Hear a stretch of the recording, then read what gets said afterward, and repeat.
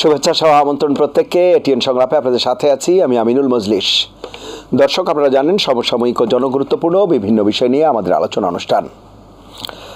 5 August পরবর্তী সময়ে পরিবর্তন, প্রত্যাশা এবং নানা আকাঙ্ক্ষা নিয়ে যাত্রা শুরু করেছিল রাজনীতির নানা দিক। বাকবদল বলা যায়, রাজনীতির বাকবদল হয়েছে। সেই জায়গায় রাজনৈতিক দল যারা রয়েছে তাদের ভেতরও নানা ধরনের নতুন চিন্তা আমরা দেখতে পেয়েছি, নতুন ভাবনার কথা আমরা শুনতে পেয়েছি। এই যখন বাস্তবতা, সেই সময়ে নতুন আরেকটি দলেরও আবির্ভাব হয়েছে। কিন্তু প্রশ্ন হচ্ছে, রাজনৈতিক দলগুলো এবং নতুন যে দল আসলো তাদের মধ্যে কি পুরাতন প্রবণতাই রয়েছে? সেই বিষয়গুলো নিয়ে আমরা আজকে আলাপ করব। সেজন্যই আমাদের আজকের আলোচ্য বিষয় রেখেছি রাজনীতির নতুন ধারায় পুরাতন প্রবণতা। এ বিষয়ে আলাপ করবার জন্য স্টুডিওতে রয়েছেন দুজন সম্মানিত অতিথি। আমাদের সাথে রয়েছেন দৈনিক প্রথম আলোর যুগ্ম সম্পাদক জনাব সোহরাব হাসান, এবং আমাদের সাথে রয়েছেন এনবিআর-এর সাবেক কর কমিশনার এবং কাঙ্ক্ষিত বাংলাদেশের আহ্বায়ক মোহাম্মদ আসাদুজ্জামান। এছাড়া অনলাইনে আমাদের সাথে যুক্ত আছেন বাংলাদেশ জাতীয়তাবাদী দল বিএনপি চেয়ারপারসনের উপদেষ্টা জনাব হাবিবুর রহমান হাবিব। প্রিয় দর্শক, আপনারা যারা এই অনুষ্ঠান দেখছেন, আশা করছি পুরো অনুষ্ঠান জুড়েই আপনাদেরকে সাথে পাবো। আপনাদের জ্ঞাতার্থে জানিয়ে রাখি, অনুষ্ঠানটি সরাসরি ফেসবুকে সম্প্রচারিত হচ্ছে। সেক্ষেত্রে facebook.com/ATN বাংলা অনলাইন এই লিঙ্কে ক্লিক করলে আপনারা অনুষ্ঠানটি দেখতে পাবেন। কথা না বাড়িয়ে আমরা চলে যাব মূল আলোচনায়। প্রথমেই আসাদুজ্জামান, আপনাকে দিয়ে আলোচনা শুরু করছি আমাদের যে আজকের আলোচ্য বিষয়ে রাজনীতির নতুন ধারায় পুরাতন প্রবণতা। কিভাবে দেখছেন বিষয়গুলো? এই যে 5 আগস্ট পরবর্তী সময়ে আমরা নানা দিকের যে পরিবর্তন এবং আকাঙ্ক্ষা নিয়ে শুরু হয়েছিল, বলা হচ্ছে যে একটি পরিবর্তনের আকাঙ্ক্ষা নিয়ে, সেই জায়গায় রাজনৈতিক প্রেক্ষাপটে কি নতুনত্ব দেখছেন নাকি পুরাতন প্রবণতাই ঘুরে ফিরে আসছে? সেই বিষয়গুলো একটু শুনবো। ধন্যবাদ মজলিস ভাই। আপনি যে বিষয়টির অবতারণা করেছেন যে 5ই আগস্ট পরবর্তীতে দেশের রাজনৈতিক পরিস্থিতিতে যে পরিবর্তনটা এসছে এবং যে ছাত্র গণ অভ্যুত্থান যেটা হয়েছে, এর পরবর্তীতে যে নতুন রাজনৈতিক দলগুলো সংগঠিত হতে যাচ্ছে বা আত্মপ্রকাশ করেছে, তাদের মধ্যে পুরাতন রাজনৈতিক দলের যে প্রবণতাগুলো ছিল সেগুলো আবার নতুন করে এসে যাচ্ছে। এই তো বিষয়, তাই না?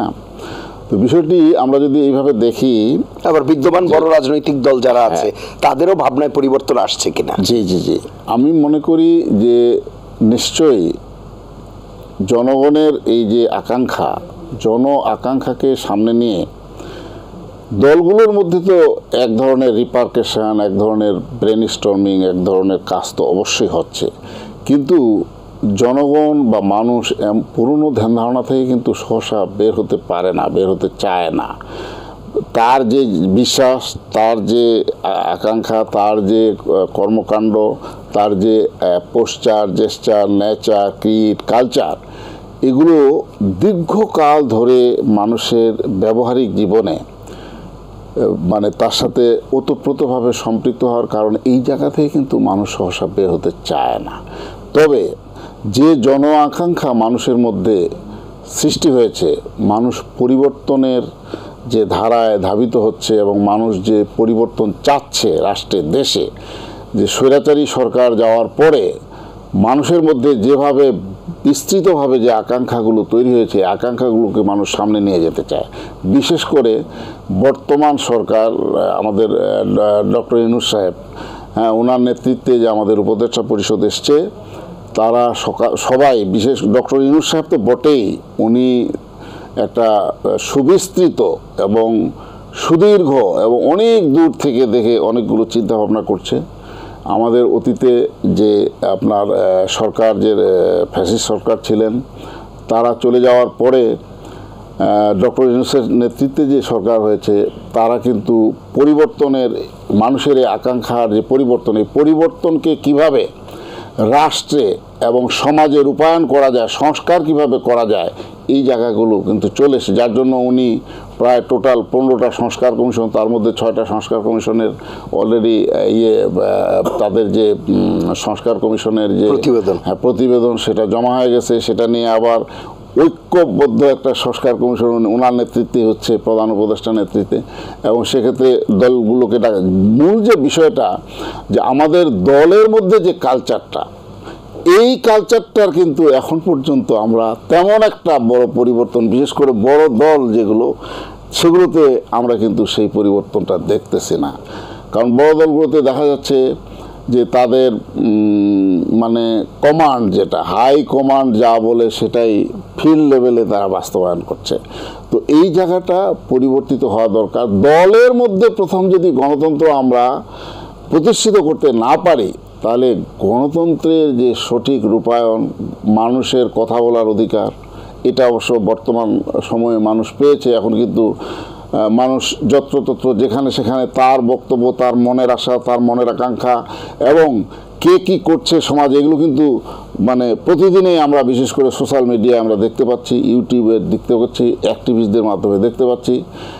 তো এটা যেটা এতদিন সম্ভব ছিল না, কারণ এই আপনার চ্যানেল বিদ্যমান যে বড় দলগুলো রয়েছে তাদের বিষয়ে আমরা আলাপ করব, কিন্তু আমাদের প্রথমে আমরা যে আলাপটি করতে চাই সেটি হচ্ছে নতুন যে দলের আবির্ভাব ঘটলো, সেটি তো নতুন দলে যারা নেতৃত্ব দিচ্ছেন তারা বৈষম্য বিরোধী ছাত্র আন্দোলনের সামনের দিকে থেকে নেতৃত্ব দিয়েছেন, উপদেষ্টা থেকে পদত্যাগ করে এসেছেন। তাদের যে মানে নতুন দল হিসেবে তারা কি কোনো নতুনত্ব দেখাতে পেরেছেন কিনা, আপনি কি মনে করেন সেই বিষয়ে? তারা তাদের যে দলীয় ঘোষণাপত্রে যে জিনিসটা বলছে, তারা দুটো বিষয়, একটা হলো যে সেকেন্ড রিপাবলিকের কথা তারা বলেছে। তো এই ক্ষেত্রে জনগণ এইটাতে খুব বেশি আপনার সায় আছে বলে আমরা মনে করি না। এই জন্য মনে করি না, কারণ নতুন রিপাবলিক, আমরা তো দেশ নতুন করে স্বাধীন করি নাই। স্বাধীনতা একটা দেশের, একটা ভূখণ্ডের, একটা জাতির একবারেই আসে। আমাদের যেহেতু 1971 সালে আমরা স্বাধীনতা পেয়েছি, সুতরাং সেকেন্ড রিপাবলিকের বিষয়টি জনমনে খুব একটা রেখাপাত করেছে বলে আমি মনে করি না। দ্বিতীয় তাদের যে ঘোষণা, সেটা হলো তারা বলছে আরেকটা পয়েন্ট, গণপরিষদ, হ্যাঁ, যে গণপরিষদের নির্বাচন। আমাদের 71 সালে সংবিধান আমরা পেয়েছি, ওই কিন্তু আপনার 71 সালের 10ই এপ্রিলে যে তিনটি বিষয় নিয়ে আপনার সংবিধান রচিত হয়েছিল, যে তিনটি বিষয়, সেই তিনটির মধ্যে একটা ছিল যে সামাজিক ন্যায় বিচার, একটা ছিল আপনার সাম্য এবং মানবিক মর্যাদা। এই জায়গাটা তো আমাদের চেঞ্জ হয় না, আমরা কিন্তু ওই জায়গাতেই আবার ফিরে গেছি। সেটা আমাদের সংবিধানে, 72-এর সংবিধানে সেইভাবে আসে নাই। সেখানে আবার ধরেন যে একটু পরিবর্তিত পরিস্থিতিতে এসছে, যেমন ধরেন যে সেখানে গণতন্ত্র আছে, এটার মধ্যে ধর্মনিরপেক্ষতার কথাটা এসছে, তো আবার সমাজতন্ত্রের কথা এসছে। এই জায়গাগুলো 10ই এপ্রিলে আমাদের জনগণের আকাঙ্ক্ষার মধ্যে কিন্তু ছিল না। এটা নিয়ে জনগণের মধ্যে আছে। তারপরেও আমি বলবো যে যদি সেগুলো মানে দলীয় গণতন্ত্র এবং রাষ্ট্রীয় গণতন্ত্রের মধ্যে দিয়ে প্রতিষ্ঠিত করা সম্ভব হতো, তাহলে আজকের এই পরিবেশ পরিস্থিতি, আমরা 54 বছর ধরে জনগণ, এই মানুষ কথা বলার অধিকার চায়, মানুষ বেঁচে থাকার অধিকার চায়, মানুষ বিচারের অধিকার, এই জায়গাগুলো প্রতিষ্ঠিত না হওয়ার কারণে এবং দল এবং নেতৃবৃন্দের জনগণকে হতাশাগ্রস্ত করার জন্য কিন্তু মানুষের এই অধিকারগুলো প্রতিষ্ঠিত হয় না। আমি আসবো আবার আপনার কাছে, আমি একটু শুনে আসি। জনাব হাবিবুর রহমান হাবিব রয়েছেন আমাদের সঙ্গে। জনাব হাবিবুর রহমান হাবিব, আপনি শুনতে পাচ্ছেন নিশ্চয়ই, যে আলাপ করছিলাম আমরা নতুন রাজনৈতিক, নতুন ধারায় পুরাতন প্রবণতা। প্রথমত আমরা যেটি জানতে চাচ্ছিলাম যে নতুন যে রাজনৈতিক দলের আত্মপ্রকাশ হয়েছে, তাতে নূতনত্ব কি দেখছেন নাকি পুরাতন প্রবণতাই লক্ষ্য করছেন? আপনাকে ধন্যবাদ, ঈদ মোবারক।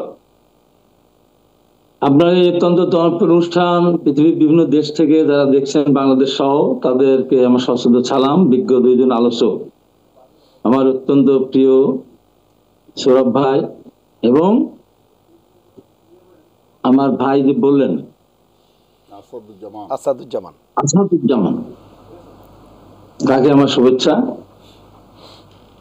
আমি খুব পরিষ্কার করে বলতে চাই, সোজাসুজি বলতে চাই যে নতুন দল গঠিত হচ্ছে, কিন্তু পুরাতন রীতিনীতি বা পুরাতনের সেই পর্যায়ে তারা আছে কিনা, বা আবার কি সেই পুরাতন কর্মকাণ্ডের সঙ্গেই জড়িত হবে কিনা। আমার কাছে মনে হচ্ছে আরো কিছু নতুন নতুন আমার কাছে লাগছে, যেগুলো আমি বুঝি না। এত বছর রাজনীতি করেও জীবনের শেষ প্রান্তে এসেও বুঝতে পারছে যে নতুন নতুন এই সমস্ত টার্মগুলি কেন আসতেছে। এই সেকেন্ড রিপাবলিক, গণপরিষদ ভোট, এই যে নানান সমস্ত কিছু আসে, মানুষের সমস্যা কি? মানুষ চায় কি? মানুষ চায় তার শান্তি, মানুষ চায় তার গ্রন্থের অধিকার ফিরে পেতে চায়, মানুষ সামাজিক ন্যায় বিচার চায়, তার মর্যাদা চায়। এই জিনিসগুলি যে আগে যে সংবিধান 72 সালের সংবিধান 10 এপ্রিল যেটা বললেন, সেই সাথে যখন সংবিধান রচিত হলো, তখন আরো 4টি জিনিস সেখানে, এইগুলি বাদ রেখে 4টি জিনিস সংযোজন করা হলো। তাতে এই 3টি জিনিসকে তো অস্বীকার করা হয়। আপনাদের গণতন্ত্র থাকে, তাহলে আপনাদের এখানে মানুষের মর্যাদা পাওয়ার মতো অবস্থা, যদি আপনার সমাজতন্ত্র থাকে, হ্যাঁ, সেখানে ধনীদের আপত্তি থাকতে পারে, সাধারণ মানুষের জন্য এটা একটা আকাঙ্ক্ষিত জিনিস। সেই সময় প্রেক্ষাপট বলছি। তার ধর্ম নিরপেক্ষতা, এই বাংলাদেশে তো এক ধরনের মানুষ বাস করে না, সব ধরনের মানুষ বাস করে। তারপরে কি বাঙালি জাতীয়তাবাদ, এইটার ব্যাপারে আপনার আপত্তি আছে যে রাষ্ট্রীয় এটা থাকতে পারে। আমরা বাঙালি, এই বাঙালি জাতীয়তাবাদের মধ্যে যখন আমরা সীমাবদ্ধ করে ফেলবো, তখন অন্যান্য ভাষা গোষ্ঠী যারা আছে তারা সেখানে কষ্ট পায়, এবং পেয়েছিল বলেই কিন্তু বাংলাদেশে পাহাড়ি অস্থিরতা সৃষ্টি হয়েছিল। এখন যে জিনিসটা দেখতে পাচ্ছি পুরাটাই অস্বীকার করা। 71 সালে তাহলে কোনো মানুষ জীবন দেয়নি, শহীদ হয়নি না, মানে এখন মনে হচ্ছে যে এগুলি কোনো মূল্য নাই, ছুঁড়ে ফেলে দেব। এই যে সমস্ত কথাগুলি, এইগুলি খুবই আপত্তিকর কথাবার্তা। 72 সালের সময় ছুঁড়ে ফেলে দেব। 72 সংবিধান রচনা করতে গিয়ে বা 72 সংবিধান আনার জন্য পরিবেশ তৈরি, কত মানুষ জীবন দিয়েছে, কত ত্যাগ একদিন হয়েছে। কেউ যদি বলে থাকে বা মনে করে থাকে যে 71 সালে আমরা সবকিছু করে ফেলেছি, তা না। 71 জন্ম হয়েছে 52 সাল থেকে শুরু করে। পাকিস্তানের বৈষম্য না করতো, পাকিস্তান যদি আপনার এই চাকরির ক্ষেত্রে, সব ক্ষেত্রে, উন্নয়নের ক্ষেত্রে যদি বৈষম্য না করতো, পাকিস্তান শাসক শেখ কায়েদ আজম মোহাম্মদ আলী জিন্নাহ যদি উর্দু ভাষায় বা একমাত্র পাকিস্তানের রাষ্ট্রভাষা হবে এই কথা না দিত, তাহলে তো ওইভাবে ভাষা আন্দোলন ওইভাবে জাগ্রত হতো না। প্রত্যেকটা ঘটনার পিছনে কিছু ঘটনা থাকে, সেই ঘটনার সামনের দিকে এগিয়ে নিয়ে যায়। তেমনি ভাবে এই 24 যেটা হলো, এটা 1952 থেকে শুরু করে 71 পর্যন্ত একটা প্রেক্ষাপট। 71 পরবর্তী সময়ে যখন গণতান্ত্রিক বিধি ব্যবস্থার ক্ষেত্রে চরম ধরনের একটা নৈরাশ্য নেমে এসেছিল, তখন 90 সালে একটা ছাত্র গণঅভ্যুত্থান হয়েছিল, যেটা আমরা নেতৃত্ব দিয়েছিলাম। এখানে অনেকে আমাদের সাথে ছোট ভাইটা সহ অনেকেই সেই সময় সহযোগিতা করেছে, বিভিন্নভাবে অংশগ্রহণ করেছে তারা। তারই ধারাবাহিকতায় সর্বশেষে 2009 থেকে যেটা শুরু হলো, এই 24 পর্যন্ত, এই যে ভোটারবিহীন নির্বাচনের যে সংস্কৃতি, একতরফা নির্বাচনের যে সংস্কৃতি, বিনা ভোটে সংসদ সদস্য নির্বাচন হওয়ার মধ্যে সরকার গঠন করার মতো সংখ্যাগরিষ্ঠ অর্জন, এই সমস্ত কারণেই মানুষের ভিতরে আরো খুব বিক্ষোভ তৈরি হলো। ওই গণতন্ত্র ওখান থেকে তিরোহিত হয়ে গেল। আবার এই গণতন্ত্র পুনঃপ্রতিষ্ঠার জন্য আমরা আন্দোলন করে আসছি 2009 সালের পর থেকেই। হঠাৎ করে 2018 সালে এসে আজকে যেটা নিয়ে এত কথা জন্ম হচ্ছে, সরকারের ওই 72 সালে যে তখন যে কোটা পদ্ধতি নির্ধারণ করা হয়েছিল, কোটা যে ছিল আর কি 54% কোটা, 56% ছিল, সেই কোটা বিরোধী আন্দোলনটা 18 সালে এসে ছাত্রদের নজরে চূড়ান্ত হয়ে এলো। তারা সেখানে কোটা সংস্কার চাইল। কোটা সংস্কার আন্দোলন যখন চলতে থাকলো, সেই আন্দোলনটা একদম রাজপথে বিস্তৃত হয়নি, ছাত্রদের মধ্যে সীমিত ছিল। ছাত্রদের সব সংগঠনের ছাত্ররাই সেটাকে সাপোর্ট করেছে, পার্টিসিপেট করেছে তারা, এবং রাজনৈতিক দলগুলি সমর্থন করেছে। আওয়ামী লীগ বাদ, আওয়ামী লীগের অনেকে করেছে, তাই আওয়ামী লীগের অনেকে আছে যারা মুক্তিযোদ্ধা, 30% মুক্তিযোদ্ধা কোটা, এটা ঘোর আপত্তি ছিল। এই 30% কোটা সংস্কার করার জন্য বিশেষ করে অন্যগুলি যা কাজ কিছু কমায়, এটা ছিল সবচেয়ে বড় ব্যাপার। তখন আওয়ামী লীগের অনেকেই চেয়েছিল যে আমি তো মুক্তিযুদ্ধে যেতে পারি নাই, বা মুক্তিযুদ্ধের পরের প্রজন্ম তাদের সন্তানরা এখন বিশ্ব লেখাপড়া করবে, তাহলে কোটা থাকলে আমার ছেলের সন্তানরা তো ওই জায়গায় যেতে পারবে না। তখন তারা তাদের সন্তানের একটা অংশগ্রহণ করেছিল। সরকার একটা পর্যায়ে ক্ষমতার অহমিকা দেখিয়ে বা একবার নিজেকে এর সমান অসীম ক্ষমতা মালিক ভেবে ওটা বাতিল করে দিল। ছাত্ররা বাতিল চায়নি, জি। হয়তো 5% 10% ভাই সেই বিষয়গুলো তো আছেই মোটামুটি। আসে না সেই বিষয়টা, আসে না, আসছে কেন আমি আসছি। সেবার তো অসফল থেকে যাবে। এখন কথা মূল জায়গাটা কেউ হাত দেন, ভয়ে কেউ হাত দেন, জি জি ঠিক আছে, আপনি কেউ বলতে পারে না কেন এটা হলো। এটার পরে তারপর কোটা বাতিল, আবার এই যখন দুর্নীতি প্রকাশ হতে থাকলো একটা আজিজ বেনজির আসাদ মতিউর, তখন সরকার এইটাকে ধামাচাপা দেওয়ার জন্য কোটা ফিরিয়ে নিয়ে আসলো, যে কোটা নিয়ে আসলে ছাত্ররা মাঠে নামবে, ছাত্রদের ছাত্রলীগ যুবলীগকে পিড়িয়ে হলছাড়া করবো, রাজনৈতিক দলগুলো বিএনপি যারা মাঠে নামবে তাদেরকে দেড়ে পুরো আন্দোলন দমাই দেবো, আমার ওটা দুর্নীতি বন্ধ থাকবে। এই ছাত্ররা এই যারা আজকে সংস্কারের কথা বলছে, 72 সাল সংবিধান ছড়িয়ে ফেলে যাচ্ছে, গণপরিষদের কথা বলছে, সেকেন্ড রিপাবলিক বলছে, তারা তো চিন্তাও করে নাই, তাদের মাথার ভিতরে কোনো চিন্তাই ছিল না। এবং তারা এই যে দেশে এত নৈরাজ্য হয়েছে বিনা ভোটে, 2014 সালে হয়ে গেল, 18 সালে হলো, এটাকে একদিন মিছিল করেছে, একদিনকে বলেছে বাংলাদেশটা আমরা চাইনি, এখানে গণতন্ত্র নেই, একটা বলেছে তারা। এই যে লোডশেডিং হতো, বিদ্যুতের দ্রব্যমূল্য বৃদ্ধি হতো, এটাকে বলেছে। এই যে বিএনপি নেতা কর্মীদেরকে অত্যাচার নির্যাতন, রিমান্ডে নিত, গুম খুন হতো, হ্যাঁ, তারপরে দ্রব্যমূল্যের দাম কমানোর জন্য মিছিল সেখানে গুলি করে মেরে ফেলা, একে প্রতিবাদ করেছে। এই ছাত্রের সাথে তাদেরও ছিল, প্রতিবাদ করেনি। এই কোটার কারণে তারা বৈষম্য বিরুদ্ধে একটা ছাত্র সংগঠনের নাম যাওয়া শুরু করলো। এরা কি করলো এই কথা শেষ করতে যান, এরা একটা ফ্যাসিস্ট একদলীয় ভাবে নির্বাচিত একটা সরকারের প্রধানমন্ত্রীর সাথে দেখা করার জন্য, এই বৈষম্য দূর করার জন্য এমন কোনো প্রচেষ্টা নেই, তারা করেনি। প্রধানমন্ত্রী পাত্তা দিল না। পরবর্তী ওবায়দুল কাদের পাঠান সেইটাই জানাটা দেখা করার চেষ্টা করলো, ওবায়দুল কাদের কথাই বলল না। শেষ পর্যন্ত দুধের স্বাদ ঘোলে মিটানোর মতো তারা রাষ্ট্রপতির সাথে তারা রাষ্ট্রপতির স্মারকলিপি দিল। তার মানে কি, তারা বিগত ফ্যাসিস্ট সরকারের এত দুর্নীতি, এত টাকা পাচার, ব্যাংক লুট, এত রাহাজানি, কোনোটার প্রতিবাদ তারা করেনি। সেই সরকারের কাছে তারা বারবার তাদের দাবি আদায় করার জন্য তারা গিয়েছে, সরকার শোনেনি। সর্বশেষে 6 জনকে নিয়ে হারুনের ডিবিতে নিয়ে গেল হারুন, সেখানে গিয়ে তাদেরকে ভয় দেখিয়ে যেভাবে হোক তাদের কাছে চিকিৎসা নিল। আমি ওই দিন বলেছিলাম 90 সালে আমাকে তো চেষ্টা করেছে, মেরে ফেলার চেষ্টা করে, মন্ত্রিত্ব দেওয়ার চেষ্টা করেছে, টাকা দেওয়ার চেষ্টা, গাড়ি বাড়ি বিয়ে, এমন কিছু না দেশের সাথে তুমি 5 মিনিট করবো। আমি রাজি হয় না, বলবো তাহলে একটা বুলেট অপেক্ষা করছেন, আমি ওইটা পছন্দের জিনিস, ওইটা আমি খেতে রাজি আছি, মানে অর্থাৎ গুলি করে মেরে ফেলবে। আমি তখন লুকিয়ে থাকতাম। আমি বললাম যে আমাকে তো মেরে ফেলে তবে বিহারের লাশ হয়ে থাকতাম, তোমাদের তো হারুনের ওখানে নিয়ে গেছে, সারা পৃথিবী দেখে বাংলাদেশ পরিবার জানে তোমার থেকে মেরে ফেলতে, তুমি কেন স্বাক্ষর করলাম? কি বললো তারা? আমরা আর সংযোগ এর সাথে জড়িত না, আমরা সরকার পতন আন্দোলনের সাথে জড়িত না, আমরা আপাতত আন্দোলন থেকে আমরা দূরে থাকতে চাই বলে ফেললো তারা। আজকে যারা এই কথাগুলো বলতেছে, এরপরে বাইরে যারা ছিল এই সমন্বয়কার, তারা বলছে না আমরা এটা মানি না। সেই সাথে মাহমুদের ফকরুল্লাহ থেকে শুরু করে এই সমস্ত আইনজীবীরা মাঠে নামলো, ছাত্রের পাশে আসলো, ঢাকা বিশ্ববিদ্যালয়, জাহাঙ্গীরনগর বিশ্ববিদ্যালয় শিক্ষকেরা মাঠে নামলো, এই আন্দোলনটা আবার জোরদার হলো। আন্দোলন ঘরের ভিতরে ঢুকে যেত। এখন তারা এসে সব কিছুর মালিক তারা। ওই যে যেটা বললাম 52 থেকে শুরু হয় 71, সেই সময় সেই যুদ্ধে যাওয়া, ঠিক এইরকম এই 90 থেকে বা এই যে 2009 থেকে শুরু করে 2024 অত্যাচার, নির্যাতন, দ্রব্যমূল্যের উদ্যোগ হতে আপনার বিচার হইতো, হত্যাকাণ্ড, সব কারণে মানুষ ভিতরে একটা ক্ষোভ বিক্ষোভ সৃষ্টি হয়েছিল। সেই ক্ষোভ বিক্ষোভটা গিয়ে বৈষম্য বিরোধী ছাত্রদের পিছনে তারা দাঁড়িয়েছিল। তাহলে এত লোক মারা যাবে কেন? বিএনপি প্রায় 5-7 হাজার লোক অ্যারেস্ট হলো, আপনার এখানে হাজারের মতো আমাদের প্রায় 500-700 আমাদের নেতাকর্মীরা শহীদ হলো, এবং বিভিন্ন রিক্সাওয়ালা, আপনার ইয়ালা, আপনার তরকার বিক্রেতা, টেম্পো চালক, তারা এখানে মারে। তাদের কি দরকার ছিল? কোন সংস্কার কি তাদের এত দরকার ছিল? আজকে টোটাল অস্বীকার করে। হাই ভাই, আপনি মনে হয় আপনি আপনার বক্তব্য বোধহয় স্পষ্ট করতে পেরেছেন।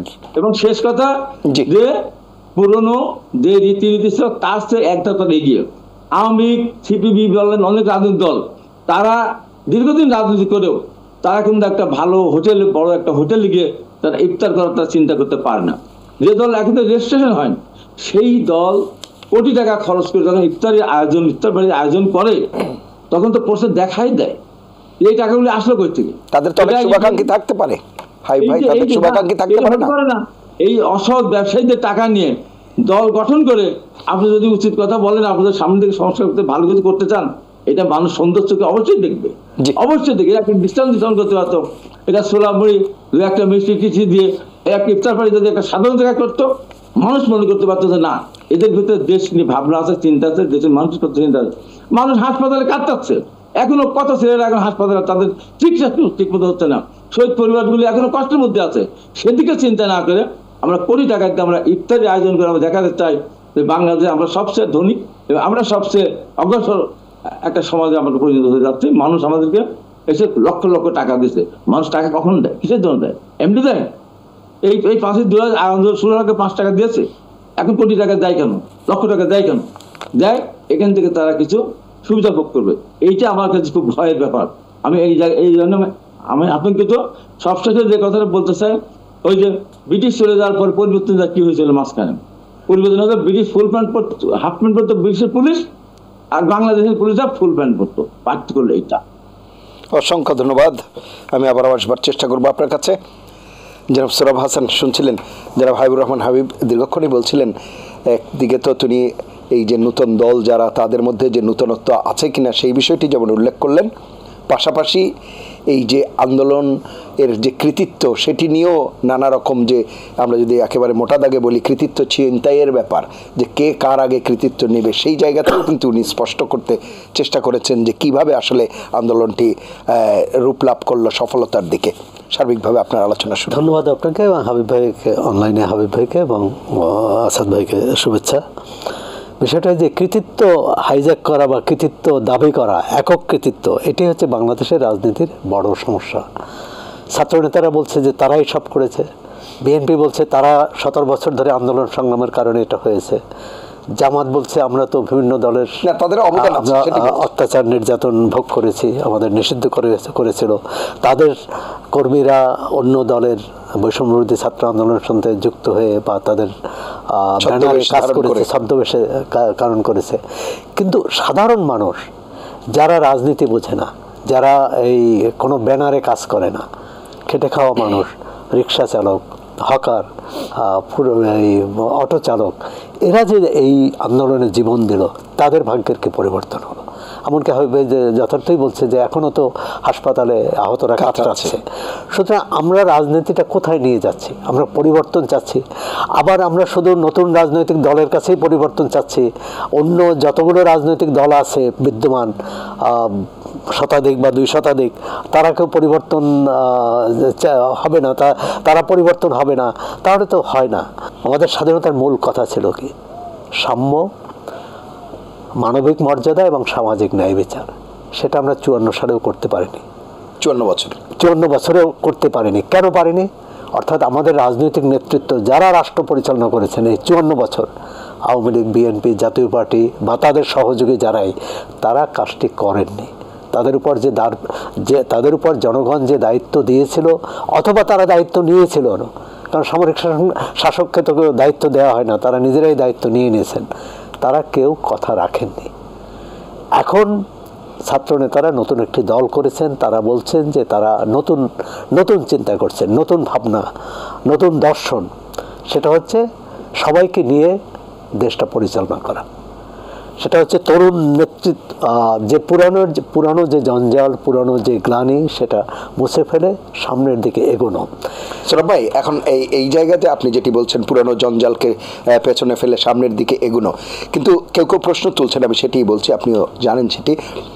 কেউ বলছেন যে সরকারি পৃষ্ঠপোষকতায় থেকে কিংবা ধনাঢ্য ব্যক্তি যারা রয়েছেন তাদের আনুকূল্যে থেকে সেইভাবে আসলে জঞ্জাল কিভাবে সরাবেন আপনি? এখানে দুটো এক হচ্ছে, প্রথমেই বলছি যে আমরা যদি সমস্ত দায়ভার এই যে নতুন দল এনসিপি তাদের উপর দিয়ে যে তারাই দেশটা পাল্টাবে আর আমরা কেউ পাল্টাবো না, তাহলে তো তাদের প্রতি অবিচার করা হবে।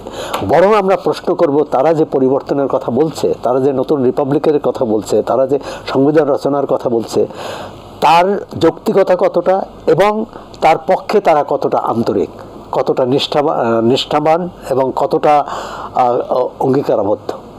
প্রথম প্রশ্ন হচ্ছে যে এই বারবার রিপাবলিক, বারবার নতুন সংবিধান সভা গঠনের কথা বলে নির্বাচনটা পেছানো হচ্ছে কিনা, এটা অনেক রাজনৈতিক দলই কিন্তু এই প্রশ্নটি করেছে। সুতরাং সেটি যদি না হয়, আর গণতন্ত্র হচ্ছে একসঙ্গে চলা, একসঙ্গে সবাই মিলে একটা সিদ্ধান্তে আসা। আওয়ামী লীগ 15 বছরে যে আওয়ামী লীগকে 2008 সালে মানুষ বিপুল ভোটে সমর্থন জানিয়েছে, এবং স্বাধীনতার পর তরুণদের এভাবে কেউ ভোট পাননি, তরুণদের মানে এতটা, এমনকি বঙ্গবন্ধু। কিন্তু সেই আওয়ামী লীগ আমরা দেখলাম 15 বছরে কি করলো, তারা একটা গণবিরোধী রাজনৈতিক শক্তিতে পরিণত হলো। কিভাবে হয়? ক্ষমতা, একক ক্ষমতা, এবং অন্যের কণ্ঠ রোধ করে নিজে যেটা ভালো মনে করেন সেটাকেই একমাত্র মানে অকাট্য ভাবা, যে এর বাইরে কোনো কথা থাকতে পারে। 2008 সালের নির্বাচনকে তো সেনা সমর্থিত সরকারের ষড়যন্ত্র বলা হয়ে থাকে। বাংলাদেশে কোন নির্বাচন নিয়ে বিতর্ক নেই? 91 সালে সূক্ষ্ম গণতন্ত্র আর সূক্ষ্ম কারচুপি, 96 সালে স্থূল কারচুপি, মানে আমরা এই বিতর্কে যেতে চাই না। প্রথমত হচ্ছে যে হাবিব ভাই অনেকগুলো কথা বলেছেন, তাতে এক ধরনের ছাত্র নেতৃত্ব, ছাত্র নেতাদের বা তাদের ডাকে যে আন্দোলন হয়েছে, রাজনৈতিক দলগুলোর অংশ ছিল, কিন্তু সাধারণ মানুষের যে আন্দোলন এবং এত জীবন দিয়েছেন সেটা এক ধরনের নাকচ করে দেওয়া হয়। কারণ শেষবাসীকে যে বাঁচান তিনিই কিন্তু নায়ক, এটা মানতে হবে। ছাত্র নেতারাই এই তাদের নেতৃত্বে সফল হয়েছে, অর্থাৎ সামরিক কি বলে স্বৈরাচারী সরকারের পতন হয়েছে। এখন যে সমস্যাটি হচ্ছে, এই পতনের পর এর বিজয়ের ভাগিদার কে হবে, আগামী দিনে কে ক্ষমতায় যাবে, মূল কথা তো এটা। বিএনপি তো সংস্কারের কথা বলছে, সংস্কার শুধু নতুন ছাত্র সংগঠন বলনে, কিন্তু তাদের আচরণ, বিএনপি তো বলছে যে তারা যখন সংস্কারের কথা বলছিল সেই সংস্কার তো বলেছে সেই সরকারের সময়, আর বাংলাদেশে এমন কোন সরকার আসেনি যে সংস্কারের কথা বলেনি। আওয়ামী লীগ প্রথম ক্ষমতায় এসে তো তারা পাকিস্তানি সব ধ্যান ধারণা মুছে ফেলে নতুন সংবিধানই করলেন। জিয়াউর রহমান নতুন সংবিধানে আর নতুন বাংলাদেশি জাতীয়তাবাদ 19 দফা দিলেন। এরশাদ 19 দফা যদি শেষ কথা হতো তাহলে তো এরশাদ সাহেব এসে আবার 18 দফা দিলেন। 18 দফার শেষ কথা না বলে আবার 3 জোটের রূপরেখা হলো। আসলে আমরা কথা দেই, কথা রাখি না, কাজ করি না, যা বলি তা প্রতিপালন করি না। এই সংস্কৃতি যদি বদল করতে পারি তাহলেই বাংলাদেশে পরিবর্তন হবে। আপনি বলছিলেন বিদ্যমান দলগুলোর পরিবর্তনের বিষয়ে, যে নতুন ধ্যান ধারণা তাদের ভিতর আসছে কিনা নাকি পুরাতন প্রবণতা। আমরা তো দেখছি বিএনপির, বিশেষ করে যদি বিএনপির কথাই বলি, যে তাদের বিভিন্ন নেতাকর্মীরা তৃণমূল পর্যায়ে যেই সব অসঙ্গতি বা অন্যায় কার্যক্রম করছে তাদের বিরুদ্ধে ব্যবস্থা নেওয়া হচ্ছে, বিভিন্ন সময়ে তাদের দল থেকে বহিষ্কার করা। এগুলো কি কোনো বার্তা দেয় না? ব্যবস্থা নেওয়া হচ্ছে খুবই ইতিবাচক ঘটনা, কিন্তু সেই ব্যবস্থা নেওয়ার পরে তাদের কর্মসংস্কৃতিতে রাজনৈতিক দলের যে চাঁদাবাজি কি বন্ধ হয়েছে? কে করছে আমি সেই প্রশ্ন যাচ্ছি না। চাঁদাবাজি বন্ধ হয়েছে 5 আগস্টের পরে? দখলবাজি বন্ধ হয়েছে? হয়নি। তাহলে কে করেছে? তাহলে তো উচিত সব রাজনৈতিক দল সরকারকেই যে বলা যে অমুক জায়গায় চাঁদাবাজি করছে তাকে ধরুন, আমরা সহায়তা করব। আমি তো কোনো রাজনৈতিক দলের পক্ষ থেকে এই বার্তা অন্তর্বর্তী সরকারকে দিয়েছে বলে দেখিনি।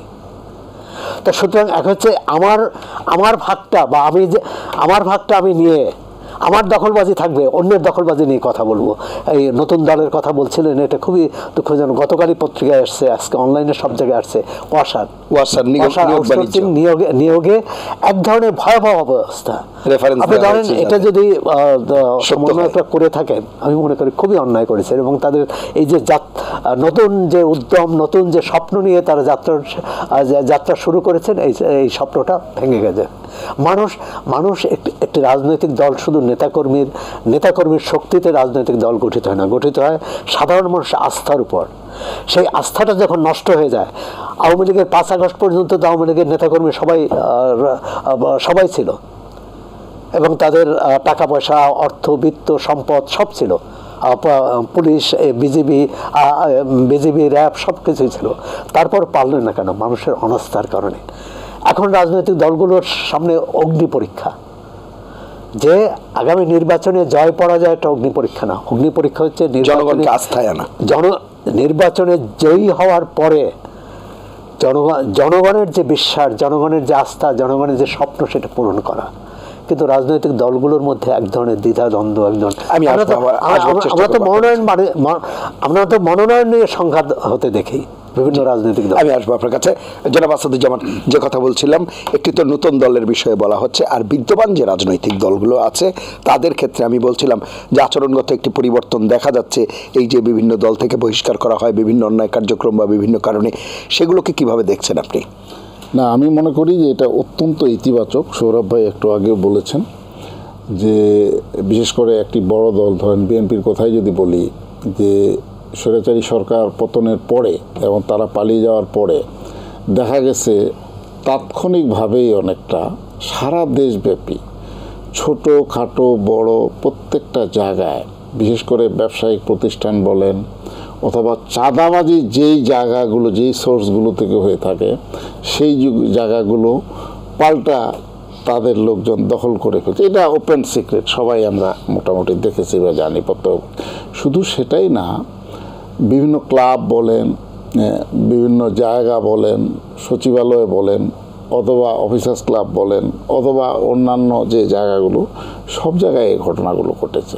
এবং এক ধরনের বলা যায় যে এটা কিছু ধৈর্য ধারণ করে একটা সিস্টেমের মধ্যে দিয়ে সেই জায়গায় না গিয়ে আমরা দখল করে বসলাম, নিয়ে নিলাম আর কি, এরকম না। সেটা কি অনেক ক্ষেত্রে, যেমন সংগঠনগুলোর ক্ষেত্রে কি এরকম যে দীর্ঘদিন থেকে বঞ্চনা ছিল বা ডেপ্রাইভ হয়ে যাচ্ছিল, সেই সব জায়গায় একটা অধিকার প্রতিষ্ঠা হয়েছে বা এরকম কি বিষয়? না না না না, আমি মনে করি অধিকার প্রতিষ্ঠার এটা বিষয় না। চাঁদাবাজির বিষয়টি তো নিঃসন্দেহে গ্রহণযোগ্য নয়, কিন্তু বিভিন্ন সংগঠনে বা বিভিন্ন প্রতিষ্ঠানে যখন দেখা যাচ্ছে সে হয়তো সেটি ডিজার্ভ করে, কিন্তু অনেকদিন থেকে ফ্যাসিস্টের কারণে সেটি পাচ্ছিল না, সেই সব জায়গায় সেটা একটা প্রক্রিয়ার মধ্যে দিয়ে যেতে হবে। তো নিঃসন্দেহে সেই জায়গাটা একটু এতটা একটা অনুসরণ করা হয়নি, একটা সিস্টেমের মধ্যে দিয়ে যান না, অসুবিধা তো নাই, অবশ্যই যাবে না কেন?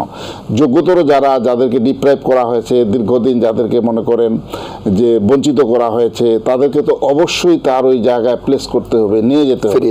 এটার জন্য তো এই সরকার কিন্তু অনেকগুলো অর্গানাইজেশন গঠন করেছে, অনেকগুলো ডেভেলপ করেছে, সেই জায়গাটা ধৈর্য ধরে অপেক্ষা করতে হবে। তো তা না করে রাতারাতি আপনি সব কিছু করে ফেলে, এটা ঠিক না। তো এটা দিয়ে কি প্রমাণিত হয় যে ওই প্রবণতাটা আমাদের মধ্যেও আছে। ফ্যাসিস্ট সরকারের যে প্রবণতা বা তাদের, সেটা যদি আমাদের অন্যান্য দলের মধ্যেও এই প্রবণতাগুলো থেকে থাকে বা আছে, সেটাকে যদি অ্যাডমিনিস্ট্রেট ভালোভাবে না করা হয়, ভালোভাবে এটাকে যদি কন্ট্রোল না করা যায়, নিয়ন্ত্রণ না করা যায়, তাহলে তো আবার সেই মনে করেন যে পুরনো সাকিতে নতুন বদল, এটা তো জনগণের কাছে কোনো মানে রেজাল্ট নিয়ে আসবে না। জনগণ চাচ্ছে পরিবর্তন। পরিবর্তনটা কি? সংস্কারটা কি? সংস্কারটা হলো যে আমরা যে কথা বলার অধিকার ছিল না, সেই অধিকারটা আমরা ফিরে পাবো। আমরা বিচার আচার, মানে কোর্ট থেকে বিচারের যে বাণী, বিচারের যে রায়, সেটা আরেক জায়গার থেকে ওই যেটা আমাদের বিএনপির মহাসচিব মহোদয় বলে থাকেন যে ফরমায়েশি বিচার, আমার কাছে খুব পছন্দের, ফরমায়েশি বিচার। তো এই ফরমায়েশির বিচার থেকে আমাদেরকে বের হয়ে আসতে, তো সেটা এই সরকার, আমি মনে করি যে বর্তমান সরকার ধরেন বিচারালয় সুন্দরভাবে সাজানোর চেষ্টা করেছে। তারপরে ধরেন যে যে ইয়েগুলো অর্গানাইজেশনগুলো আছে, হ্যাঁ, বার কাউন্সিল, এগুলো সাজানোর চেষ্টা করেছে গভর্নমেন্ট যতটুকু তারা পেরেছে। স্বল্প 15 বছর 20 বছরের একটা জঞ্জাল, এত বড় প্রত্যেকটা অর্গানাইজেশনে যেখানে ধ্বংস করে দেওয়া আছে, যেখানে মানুষের নৈতিক চরিত্রকে হরণ করা হয়েছে, ধ্বংস করা, এবং মানুষকে খারাপ কাজে, ব্রাইবিংয়ের কাজে, আপনার মানুষের চরিত্র হরণের কাজে রাষ্ট্রীয়ভাবে যেখানে মদত দেওয়া হয়েছে, সেই জায়গাকে চেঞ্জ করে আপনি যখন নতুন একটা জায়গায় আসবেন, এটা তো একটা সময়ের ব্যাপার, এর জন্য তো অপেক্ষা করতে হবে। এবং আমি মনে করি যে নতুন ছাত্রদের কতগুলো ভালো দিকও আছে। ভালো দিকটা হলো যে তারা চাচ্ছে যে পরিবার কেন্দ্রিক রাজনীতি থেকে বের হয়ে আসুক রাষ্ট্র। তারা চাচ্ছে যে সব জায়গায় গণতান্ত্রিক অধিকার মানুষের প্রতিষ্ঠা হোক, বিচার মানে প্রতিষ্ঠা, এগুলো খারাপ দিক না। কিন্তু তাদের বয়সের স্বল্পতার কারণে, তাদের মনে করেন যে কি বলবো যে রাজনৈতিক অভিজ্ঞানের কমতি থাকার কারণে তারা হয়তো এই জায়গাগুলো তবে খারাপ দিক যেটা সেটা হলো যে হেলিকপ্টার নিয়ে কম্বল বিতরণ করতে যাওয়া এগুলো মানুষের চোখে লাগে তো এগুলো তাদেরকে আমি মনে করি যে তাদের এই অতি উৎসাহ তাদের এই অনেক সময় ক্ষতির কারণ সংযত হতে হবে এবং সঠিকভাবে দেশকে আগায় নিয়ে যেতে হবে। একটি বিষয় একটু বলে রাখা প্রয়োজন বোধ হয়, এটি আপনারাও বিবেচনা করবেন এবং পরবর্তীতে হয়তো বলবারও চেষ্টা করবেন। সেটি হচ্ছে এই যে আমরা পরিবারতান্ত্রিক রাজনীতির কথা বলি, পরিবারতান্ত্রিক রাজনীতিকে আসলে চাইলেই সবাই করতে পারে নাকি এটি জনগণের গ্রহণযোগ্যতারও বিষয় থাকে? অনেকের তো পরিবার চাইলেও অনেক সময় অনেকে, আমরা কি সব পরিবারের সবাইকেই রাজনীতি করতে দেখি? সব রাজনৈতিক দলের পরিবারকে কি রাজনীতি করতে দেখি? সেখানে নিজেদের একটা মুন্সিয়ানা যোগ্যতা দক্ষতাও তো থাকবার বিষয় থাকে, নাকি কেবলমাত্র পরিবার হলেই সে রাজনীতি করতে পারে বা যোগ্যতার আসনে চলে যেতে পারে? সেই বিষয়গুলো হয়তো আলাপের দাবি রাখে। আমি একটু শুনে আসি। জনাব হাবিবুর রহমান হাবিব, যে বিষয়টি বলা হচ্ছিল যে পরিবর্তন কেবলমাত্র নতুন দলের ক্ষেত্রেই কি আমরা প্রত্যাশা করব, না বিদ্যমান যারা রাজনৈতিক দল আছে অপরাপর, বিশেষ করে আপনি যেহেতু জাতীয়তাবাদী দল বিএনপির প্রতিনিধিত্ব করছেন আজকে এখানে, সেই আপনার দলের পক্ষ থেকেও সেই পরিবর্তন আমরা আশা করব? আমি সবচেয়ে অবাক হচ্ছে, আমি কোন সোহরাব হাসানকে দেখছি, আমি কোন আসাদ ভাইকে দেখছি? আমি বলি নাই যে নতুন ছাত্রদের বিরুদ্ধে আমার কথাটা সোহরাব ভাই বলেন দুঃখজনক। আপনি খবরে দেখেন 5ই আগস্টের পর থেকে কত তদবির বাণিজ্য হয়েছে, এখনো হচ্ছে।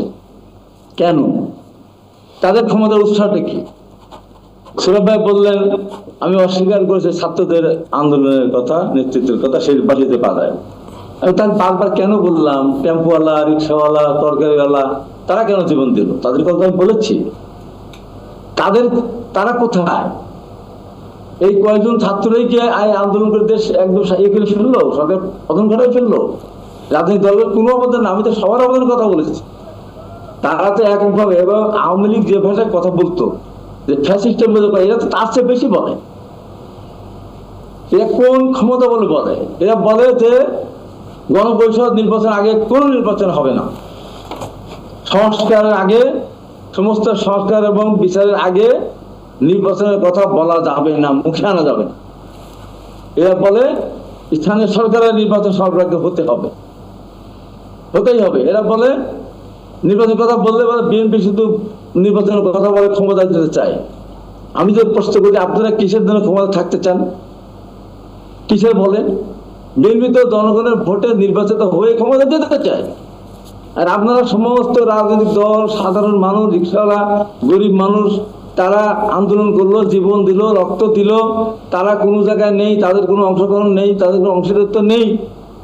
আপনারা ক্ষমতা থেকে যাবেন, দীর্ঘদিন প্রলম্বিত করবেন। একটা দল গঠন হলো, সেই দলটাকে পেলে পুষে বড় করতে হবে, মোটা তাজা করতে হবে, তারপর যখন নির্বাচনের উপযোগী হবে তখন নির্বাচন দিবেন।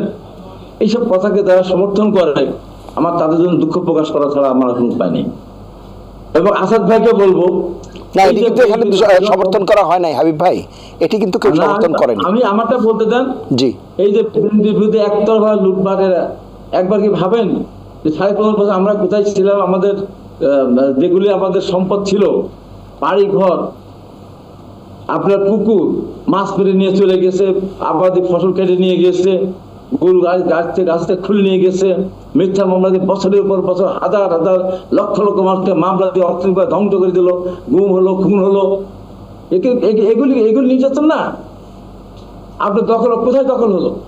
যে বাস স্ট্যান্ডটা কমলাপুর, যে বাস স্ট্যান্ড বলেন, যাত্রাবাড়ি বলেন, গাবতলী বলেন, এই বাস স্ট্যান্ডগুলি যখন 2006 সালে বিএনপি যখন রাষ্ট্রীয় ক্ষমতা ছিল, তখন আওয়ামী লীগ, বিএনপি সবাই মিলে, যারা শ্রমিক, তারা মিলেই এই বাস স্ট্যান্ডগুলি তারা নিয়ন্ত্রণ করত। যেদিন বিএনপি সরকার পদত্যাগ করেছে, বেগম খালেদা পদত্যাগ করে, সেদিন তাদের পিঠে বের করে দিয়েছে। এই যে বাংলার হাট বাজার, আমাদের গ্রামে, এখনো গ্রামে হাট বাজারগুলি বিএনপির সঙ্গে ডেকে নিয়েছিল, বিভিন্নভাবে হয়তো ভাগাভাগি করে আওয়ামী লীগের সাথে মানে অংশগ্রহণ করে সবাই মিলে গ্রামীণ সমাজ ব্যবস্থা যেটা হয়, যেই বিএনপি ক্ষমতাচ্যুত হয়েছে বা ম্যাডাম ক্ষমতাচ্যুত হয়নি, ম্যাডাম ক্ষমতা ত্যাগ করেছেন বা ক্ষমতা হস্তান্তর করেছেন, সাথে হাট বাজার বের করে দেওয়া হবে। যে হাট কাজ কেউ পরিচালনা করবে? হ্যাঁ, অতিরিক্ত যদি কিছু করে থাকে সেটা তো আমি বিরুদ্ধে, সবচেয়ে বেশি বিরুদ্ধে আমি। যেমন জামাত ইসলাম কোনো করে গেল না, কোথাও গেল না, ইসলামী ব্যাংক থেকে শুরু করে তারা সবগুলো তারা তাদের নিয়ন্ত্রণে নিয়ে গেল। সে কথা তো একবারও বলেন না। হাজার হাজার লক্ষ লক্ষ কোটি টাকা কেন নিল তারা? তাদের ব্যাংক জোর করে দখল করে নিয়েছে, ইসলামকে দেওয়া হয়েছে, তার টাকা সে ফিরে গেছে, সেই জন্য তারা করে যাওয়ার চিন্তা করে নাই। আমার টাকা আমি ফিরে এসেছি। আপনি দেখান বিএনপির নেতারা, এই যে কোটি কোটি সমর্থক, লক্ষ লক্ষ নেতা, কার কয়টা পার্সোনাল নিজের বাড়ি, তাদের নামের জমি দখল করেছে, বাড়ি দখল করে দেখান তো। হয়তো দু একটা হয়তো রোষের কারণে তাকে হয়তো এলাকা ছাড়া করে দিয়েছিল, সেই কারণে প্রাথমিকভাবে সে তার উপরে আক্রমণাত্মক মনোভাব সে দেখিয়েছিল। আগের দিন পর্যন্ত আমি যে জায়গায় বসবাস করছি, আমার গ্রাম 13,000 ভোটার আমার গ্রাম, আমি এখানে ভোট করলে বা সবসময় 10,000 ভোট পাই, ভোট হোক না 7,000 ভোট পাওয়ার আমার সুযোগ আছে। আমি যে 2018 সালে নির্বাচন করলাম, ছেড়ে দিয়েছিলাম, তারপর আমি 31 ভোট পেয়েছিলাম এই কেন্দ্রে। আমার বাড়ির সামনে আমেরিকা একদম ছেড়ে অস্ত্র দিয়ে এখানে মিছিল করে সব লোক এক দলে, তারপরে সেখানে তারা বাড়ি ঘরে থাকতে না। আমার বাড়ি এখানে এসে তারা কাজা কেউ সাহস করেনি কোনোদিন, সেখানে এসে তারা অস্ত্রবাজি করে গিয়েছে। এখন সেই ছেলেকে এলাকা ছাড়া হয়ে যায়, তাই সেটা কি তাকে বিতাড়িত করা হলো? তারপরও আমরা কিচ্ছু বলি নাই। গতকালও তারা অস্ত্র দেখিয়েছে, গতকালে বলেছে 20 বছর পর যখন ক্ষমতা হবে তখন সবকে মেরে ফেলবো। তার সাথে কি তুলনা করেন? আমাদের লোকদের দীর্ঘদিন ধরে প্রমোশন হয় না, দীর্ঘদিন ধরে। আমার নিজের মামাতো ভাই ঢাকা রেঞ্জের এখন অ্যাডিশনাল ডিআইজি মুস্তাফিজুর রহমান শিপন, ও আমার ভাই, মামাতো ভাই হওয়ার কারণে এবং তার গভর্নমেন্টের কাছে ছিল বলে দীর্ঘদিন তাকে সে বুয়েট থেকে পাস করা, বিশেষ করে সে বুয়েট থেকে পাস করা, সে দীর্ঘ হাইওয়ে পুলিশে ছিল, ইন্ডাস্ট্রিয়াল পুলিশে ছিল। কি অপরাধ ছিল তার? কি অপরাধ সে করেছিল? আমার ভাই চাই এই যে অবিচারগুলো হয়েছে সেগুলি একবার মনে হয় না। কত ছেলে, না আমি বলি কত ছেলে যারা হয়তো বিশ্ববিদ্যালয়ের টিচার হতে পারতো, শুধু ছাত্র দল করার কথা ক্যাম্পাসে যেতে পারেনি, ভোটকে দিতে পারেনি, ভোটকে দিয়ে ভালো রেজাল্ট হলেও তাদের হয়তো লাস্টের দিকে এসে রেজাল্টের বিরুদ্ধে হস্তক্ষেপ করতো আওয়ামী লীগের শিক্ষকেরা, তো ভিসি হতে পারে নাই, হতে পারেছে একটা ভাই শেষ করতে হবে আমাদের। শেষ করি যে এই সমস্ত কথাগুলো বলেন তখন দুঃখ লাগে আমাদের। ছেলেদেরকে উস্কায়েন না। আওয়ামী লীগ, আমি বারবার সৌরভ ভাই আপনার সাথে টকশোতে বলেছি, আওয়ামী লীগ ডুববে সাংবাদিকদের কারণে, এই সাংবাদিকরা সঠিক নিউজ না দেওয়ার কারণে, এবং এই বুদ্ধিজীবী বিশ্ববিদ্যালয়ের শিক্ষক এরা এতভাবে আওয়ামী লীগের অন্যায়গুলিকে চোখে না দেখে শুধু বিএনপি বা অন্যদের দোষ দিয়ে আওয়ামী লীগকে প্রশংসাকে ফাটিয়ে দিত। সাংবাদিক সম্মেলন বিদেশ থেকে আসার পরও আসল প্রশ্ন না করে প্রশংসা পঞ্চমুখ হতো বলেই আসল খবর প্রধানমন্ত্রী বুঝতে পারে তথ্যের একদলের নির্বাচন। এখন এই ছাত্রদের ব্যাপারে কিছু সাংবাদিক, কিছু বুদ্ধিজীবী এমন ভাবে তাদের পক্ষে কথা বলে যে তাদের ভুলটা ধরার মতো তাদের সেই সুযোগটা নেই। অসংখ্য ধন্যবাদ। ভুল করতেছে এখানে কিন্তু ছাত্রদের ব্যাপারে অসংগতিগুলো আমরা তুলে ধরবার চেষ্টা করছি, আলোচকরাও করেছে। তাহলে দেশটা এগিয়ে যাবে, একটা ভালো দল হবে, ওদের আমাদের সেই প্রত্যাশা। অসংখ্য ধন্যবাদ। জনাব সোহরাব হাসান, শেষ করবো। ধন্যবাদ হাবিব ভাই তার ক্ষুব্ধ প্রতিক্রিয়ার জন্য। দীর্ঘদিনের বঞ্চনা ক্ষোভ তো আছে, আসলে দীর্ঘদিনের বঞ্চনার ক্ষোভ। কিন্তু আপনারা ভাববেন যে আপনি তো একটি দল করেন, সুতরাং দলকে সমর্থন করা বা দলের পক্ষে অবস্থান নেওয়া, আমরা কিন্তু কোনো দল করি না। সুতরাং আওয়ামী লীগ যখন ক্ষমতায় ছিল তখনও যে কথা বলছি নিরপেক্ষ অবস্থান থেকে, এখনও সেটাই বলার চেষ্টা করছি। আপনি বললেন যে কিছুই হয়নি, তাহলে এই বিএনপির প্রায় 3,000 নেতাকর্মীর বিরুদ্ধে সাংগঠনিক ব্যবস্থা নেওয়া হলো, এটা কিসের ভিত্তিতে? সুতরাং কিছুই হয়নি, আবার ছাত্ররাই সব কিছু দখল করেছে বা ছাত্ররা কিছুই করেনি। আমরা বলছিলাম 5 আগস্টের আগে যে দখলদারি ছিল, যে কর্তৃত্ববাদ ছিল, যে ফ্যাসিবাদ ছিল, তার প্রবণতা এখনও বন্ধ হয়নি, রহিত হয়নি। কার দ্বারা হয়েছে? জামাত বলে বিএনপি করেছে, বিএনপি বলে জামাত করেছে, কেউ না কেউ তো করেছে। যে কথাটি আসাদ ভাই বলছিলেন, যেমন অফিসার্স ক্লাবে ধরে নিলাম যে অন্যায়ভাবেই একটা কাঠামো, একটা কমিটি ছিল, তাহলে নতুন নির্বাচন দিয়ে সেখানে বসা। এখন দেখা গেল যে যেহেতু তারা আওয়ামী লীগ সমর্থক ছিল, অথবা বাধ্য হয়েও করতে পারে, আওয়ামী লীগ সমর্থক ছিল, তারা স্বেচ্ছায় চলে যেতে পারে। এখন নতুন তাদের চেয়ার বদল হয়েছে, অর্থাৎ ওই চেয়ারে আরেকজন বসেছে। এই যে চেয়ারে যে বসা, এটা তো আমরা এরশাদ সাহেবের সময় দেখেছি, উনি যে একদিন রাষ্ট্রপতির চেয়ারে বসলেন বা রাষ্ট্রপতিকে সরিয়ে দিয়ে, আমি বলছি যে এই প্রবণতা থেকে আমরা কী করে বের হব। সেটা ছাত্রদের ক্ষেত্রেও, ছাত্ররাও যদি কোনো ভিসিকে তারা গায়ের জোরে সরিয়ে আরেকজনকে বসান, আমি মনে করি সেটা অন্যায়। এটা একটা কমিটি হবে, একটা বিশেষজ্ঞ নিয়ে কমিটি হোক, বিচার বিভাগীয় ব্যক্তিদের নিয়ে কমিটি হোক, এবং প্রশাসনে হাবিব ভাইয়ের কাজিন হওয়ার কারণে যদি কেউ বঞ্চিত হয়ে, আমি বলছি একটা প্রক্রিয়ার মধ্য দিয়ে, যথাযথ প্রক্রিয়া অনুসরণ করে এবং পুলিশের প্রক্রিয়ার মধ্য দিয়ে হয়েছে, কিন্তু পেশাজীবী সংগঠনগুলো সেটি হয়নি।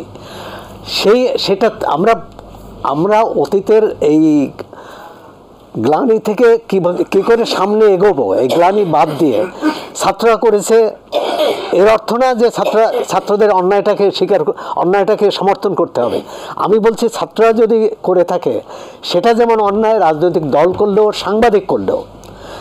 এখন কথা হচ্ছে আমরা কোথায় যেতে চাই। একটা হচ্ছে যে আমাদের প্রথমত রাষ্ট্রটা জনগণের না, এখনো সংবিধানে লেখা আছে যে জনগণই ক্ষমতার মালিক, কিন্তু 18 কোটি মানুষ যদি হয়, 16 কোটি মানুষের কাছে কোনো রাষ্ট্রের অর্থ নেই, কোনো তাৎপর্য নেই, রাষ্ট্রের সাথে সম্পর্ক নেই। 5 বছর পর একটা ভোট দেওয়া ছাড়া। আমি বলছি যে তাদের জন্য রাষ্ট্রটাকে অর্থবহ করা। এত কমিশন হয়েছে, জনগণের এই যে যারা গরিব মানুষ, যারা খেটে খাওয়া মানুষ, তাদের মুক্তির জন্যে, তাদের অবস্থার উন্নতির জন্য কি কমিশন হয়েছে।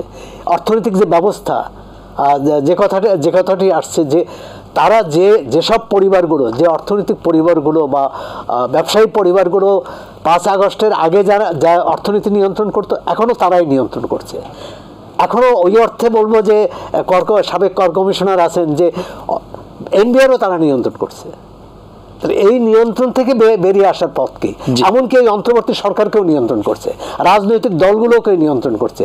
এই নিয়ন্ত্রণ থেকে বেরিয়ে আসা, জনগণের ক্ষমতায়ন চাই, এবং জনগণের ক্ষমতায়ন ছাত্ররা না পারলে অন্য কেউ আসবে। অসংখ্য ধন্যবাদ, আমাদেরও সেই প্রত্যাশা। আপনাদের 3 জনকে অসংখ্য ধন্যবাদ। প্রিয় দর্শক, আপনারা যারা অনুষ্ঠান দেখছিলেন, আপনাদেরকে ধন্যবাদ জানিয়ে শেষ করছি আজকের এটিএন সংলাপ। সবাই ভালো থাকবেন, সুস্থ থাকবেন, আশা করি এটিএন বাংলার সঙ্গেই থাকবেন। আল্লাহ হাফেজ।